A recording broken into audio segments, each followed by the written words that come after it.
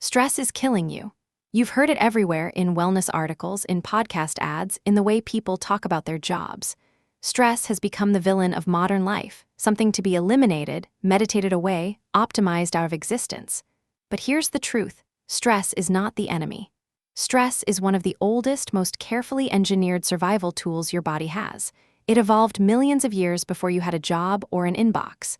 Your heart pounds, your muscles tense, your mind narrows. That's not weakness. That's millions of years of engineering waking up.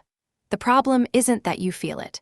The problem is that modern life keeps the alarm ringing long after the danger is gone. Around 100 years ago, the physiologist Walter Cannon gave the emergency response its famous name: fight or flight.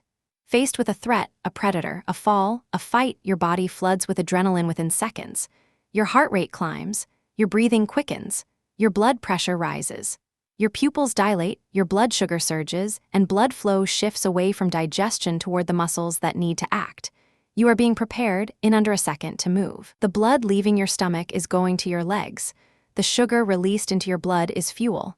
Every choice the body makes in that second is optimizing for one thing: survival. Every single reaction has a job. None of it is a malfunction. It's an exquisitely designed launch sequence. Adrenaline is the fast lane. The slow lane is cortisol. When your brain registers a threat, the hypothalamus, the switchboard at the center of your brain, signals the pituitary gland, which signals the adrenal glands sitting on top of your kidneys to release cortisol. This chain is the HPA axis: hypothalamus, pituitary, adrenal. Cortisol takes minutes instead of seconds, but it stays. It remobilizes energy, suppresses inflammation, sharpens alertness, and keeps the body in a ready state for as long as the threat lasts. Adrenaline fires the starting gun. Cortisol runs the race. The word stress itself was coined by a young researcher named Selye in the 1930s. He exposed rats to almost any demand: cold, injury, toxins, and found the same response every time: enlarged adrenal glands, shrunken immune tissue, stomach ulcers. He called it the general adaptation syndrome: alarm, resistance, exhaustion. The discovery was startling. The body treats a wide range of demands with the same machinery. Stress, he concluded, is a nonspecific response to a demand. Any demand. Cold counts. A deadline counts, so does joy. The system doesn't read the label, it just responds. So short bursts of stress aren't just harmless, they're useful. A century-old law in psychology, the Yerkes-Dodson law, says performance rises with arousal up to a point and then it falls. A little stress sharpens focus, powers action, and boosts learning. That's why deadlines work. That's why athletes peak in competition. That's why the exam jitters can genuinely help. The acute stress response is a finely tuned performance system. The same surge that makes your hands shake can make your mind fast. It's the body lending you energy. The question is whether you spend it or fight it. Here's something surprising. Acute stress is a memory enhancer. Emotionally charged events get tagged by adrenaline and cortisol, and the amygdala stamps them into memory. That's why you remember exactly where you were during a shocking event. It's why you never forget the day the dog bit you. Cortisol binds receptors in the hippocampus, the memory center, and helps consolidate those moments. But the same system has a dark side. Chronic cortisol exposure is toxic to the hippocampus over time. It can shrink it, suppress the growth of new neurons, and damage the very memory the acute response was built to protect. The system was designed for short emergencies followed by recovery. Fight, escape, survive, then rest, digest, repair. Modern life delivers the opposite: a low-grade alarm that never switches off. Always on work. Notifications, money worries, news cycles, traffic. Your body cannot tell the difference between a saber-toothed tiger and an unread email. It keeps paying the cortisol bill long after the situation calls for it. Fight or flight was built for minutes. We're asking it to run for months. Scientists call this allostatic load, the price your body pays for staying in alarm mode. And that price is real. In the short term, stress actually mobilizes your immune system. It helps you fight off an infection. But chronic stress suppresses it. The classic proof is the wound healing study. Undergraduate students healed a small blister wound about 40% slower during exam periods than during summer vacation. Caregivers under chronic stress produce weaker responses to vaccines. Study after study shows the same pattern: stress doesn't make you sick by itself. It lowers the drawbridge. Chronic stress hits the cardiovascular system too. Repeated spikes in heart rate and blood pressure.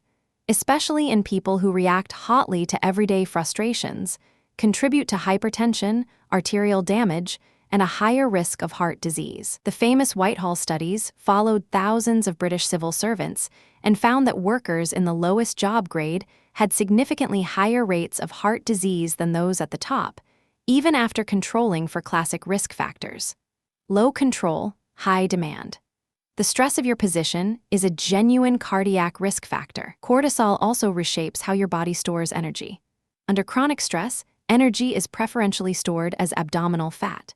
Cortisol literally tells belly fat cells to grow and to release fatty acids. Chronic stress is linked to insulin resistance and a higher risk of type 2 diabetes. And stress changes eating. High cortisol paired with high insulin drives cravings for high sugar, high fat food. That belly that won't go away. That late night sugar run, it's not weak willpower. It's hormones doing exactly what stress asks of them. From the body's point of view, it's not a mistake. In a famine, storing belly fat and craving calories is the right call.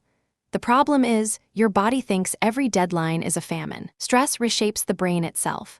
The amygdala, your threat detector, grows more sensitive with chronic stress. It sprouts more connections and becomes more reactive. The hippocampus shrinks and the birth of new neurons in it drops. And the prefrontal cortex, the rational brake that should calm you down, becomes less active. The result is a brain tuned to threat. Quicker to alarm, slower to reason. This is the physiology behind anxiety spirals, irritability, and that foggy overreactive feeling. It's not a personality flaw. It's your wiring under load. Here's the uncomfortable part. Much of the stress people feel is social. The Trier Social Stress Test is the standard lab method for provoking stress. You give an improvised speech and do mental arithmetic in front of a stern, expressionless panel, and cortisol reliably spikes. Being evaluated, judged, or watched activates the exact same HPA axis as a physical threat. For a social species, reputation is a survival matter. Your body treats public judgment as if your life depended on it, because once, long ago, it did. So the next time your voice shakes in front of a crowd, part of you is doing something brave. A body with an ancient alarm still showing up. But here's the twist. The same event can be a threat or a challenge, depending on how you interpret it. Psychologists call this appraisal.